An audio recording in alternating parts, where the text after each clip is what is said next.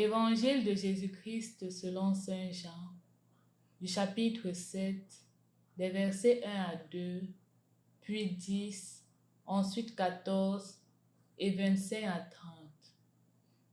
En ce temps-là, Jésus parcourait la Galilée. Il ne voulait pas parcourir la Judée, car les Juifs cherchaient à le tuer. La fête juive des Tentes était proche. Lorsque ses frères furent montés à Jérusalem pour la fête, il y monta aussi, non pas ostensiblement, mais en secret.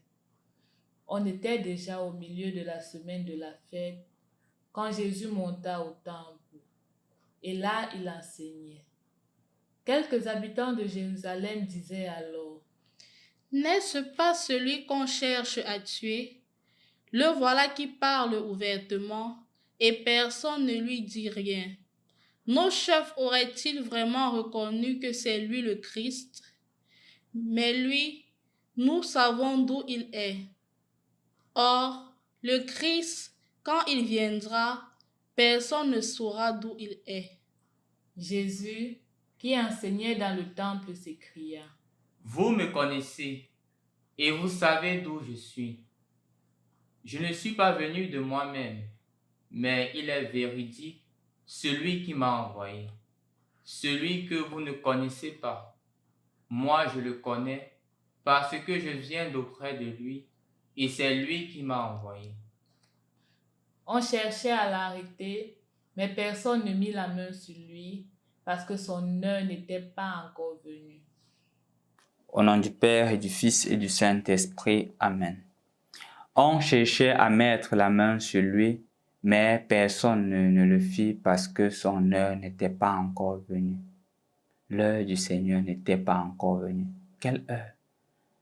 L'heure de partir vers son Père. Son heure n'était pas encore venue. La peur parfois nous amène à nous compromettre à plusieurs niveaux. Au point où parfois même notre relation avec Dieu est mise en question parce qu'on a peur de mourir, on a peur des menaces, on a peur de perdre les avantages qui nous sont proposés et qui nous sont offerts peut-être au quotidien, peut-être au lieu de service, peut-être par les grands, peut-être par des bailleurs de fonds. Ayant peur, parfois on veut se compromettre. Le Seigneur aujourd'hui ne se lasse pas de dire la vérité. Il ne se lasse pas de dire à haute et intelligible voix la parole que le Père lui a demandé d'annoncer. Au point où on pense qu'il ne viendrait même pas à la fête parce qu'on se dit que s'il vient, on va l'arrêter. Il n'a pas peur. Il est conscient que sa vie vient de Dieu et que ce n'est qu'en Dieu que cela doit retourner. Mon frère, ma sœur, aujourd'hui aussi, le Seigneur voudrait t'inviter à le prendre comme modèle.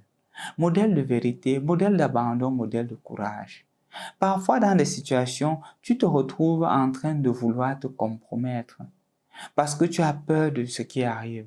En face d'une difficulté, tu te retrouves en train de vouloir te compromettre parce que tu as peur des conséquences. Mais le Seigneur te dit aujourd'hui, en toute honnêteté et vérité, n'aie pas peur. Ce qui t'arrive, si cela arrive et que tu as mis ta confiance dans le Seigneur, ça fait partie du plan de Dieu. Et parce que ça fait partie du plan de Dieu, le Seigneur ne t'abandonnera pas. Mais il faudrait vraiment y croire. Il faudrait y croire du plus profond de ton cœur, du plus profond du cœur que le Seigneur est présent dans ma vie, que le Seigneur est là, même si cette difficulté est incompréhensible, le Seigneur est là. Il y a la situation d'une dame qui m'a abordé il y a de cela quelques mois et qui me présentait la situation de sa fille qui malheureusement s'est retrouvée séropositive à l'âge de 16 ans et elle n'arrivait pas à comprendre ce qui se passe. La fille n'a pas eu d'expérience sexuelle avec un homme parce que ça a été démontré scientifiquement qu'elle ne l'a pas fait. Mais comment est-ce qu'elle est devenue séropositive? Nous sommes conscients qu'il y a plusieurs méthodes ou du moins plusieurs voies à travers lesquelles on peut tomber malade. Et malheureusement, c'est arrivé sur le cas de la fille. Et la maman se mettait à dire, où est Dieu dans cette situation? Où est Dieu en face de ce que je suis en train de vivre? Cette fille n'est qu'en train de commencer un avenir émergent. Voilà que tout est mis entre parenthèses.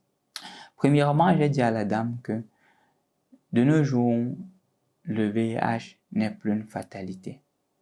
Parce qu'on peut vivre 50, 100 ans avec le VIH sans avoir un problème. Ça, c'est la première des choses. Et je lui demandais de retenir clairement cela du plus profond de son cœur. Et deuxièmement, avoir le VIH ne veut pas dire qu'on ne peut pas avoir d'enfant. On peut encore avoir un enfant avec le VIH. Le VIH de nous n'est plus une grande fatalité comme il était il y a de cela longtemps, grâce au progrès de la science. Le danger, ce que je lui disais, c'est qu'on croit que cela est mystique et on va se réfugier seulement chez des marabouts pensant que c'est mystique et là l'enfant va se mettre en difficulté. Et en effet, c'est ce que la dame était en train de faire. Elle était en train de se mettre à partir voir les marabouts parce qu'on disait que c'est mystique, que ça ne s'explique pas, mais la science explique cela. La science explique cela. Et c'est aussi une grâce que le Seigneur nous ait donné, la science, pour que nous puissions comprendre davantage les choses. Et je lui disais, cette parole que le Seigneur a adressée aujourd'hui, l'heure de l'enfant n'est pas encore arrivée. Donc, il ne faut pas donner à l'enfant une heure qui n'est pas encore la sienne. Arrange-toi à ce que l'enfant prenne les soins parce qu'on a la chance qu'au Cameroun, c'est gratuit et tu verras que l'enfant aura un avenir meilleur. Je vous assure, chers frères et sœurs dans le Christ, aujourd'hui même l'enfant se porte bien, cette jeune dame. Elle se porte très bien et ses études sont en train d'aller bon train. Chers frères et sœurs dans le Christ, ayons aussi le courage, même en face des difficultés, de tenir ferme parce que le Seigneur est avec nous. Et tant qu'il est avec nous, nous n'avons rien à craindre. Au nom du Père et du Fils et du Saint-Esprit. Amen.